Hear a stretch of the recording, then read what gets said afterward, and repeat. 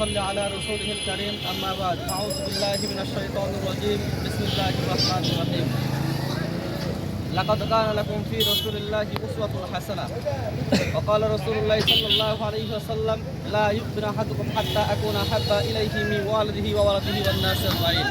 সম্মানিত উপস্থিতি, আমরা আজকে যেই জন্য উপস্থিত হয়েছি, আমরা যে সমাবেশ করতেছি, যে মিটিং করতেছি, এটা সুস্পষ্ট।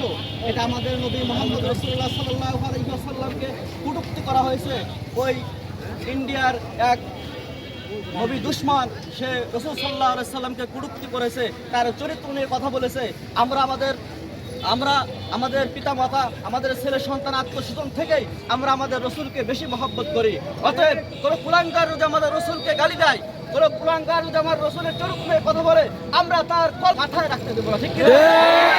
সুতরাং এই কাফের গোষ্ঠীরা যারা রসুলকে কটূক্তি করো, তোমরা স্পষ্ট শুনে রাখো, আজকে তোমরা পাহাড় দেখেছো, পাহাড়ের উচ্চতা দেখো নাই, সাগর দেখেছো, সাগরের গভীরতা দেখো নাই, মুসলমান দেখেছো, মুসলমানের ইমানি শক্তি দেখো নাই। অতএব তোমরা সাবধান হয়ে যাও, তোমাদেরকে সাবধান করে দিচ্ছি, এরকম কোনো দুঃসাহস আর করবে না। আমরা সুস্পষ্ট দাবি নিয়ে নেমেছি, যে কুলাঙ্গার রসুলকে কটূক্তি করেছে তার স্পষ্ট জনসম্মুখে ফাঁসি দিতে হবে, ঠিক কিনা? এই বলে আমার সংক্ষিপ্ত বক্তব্য এখানে শেষ করছি।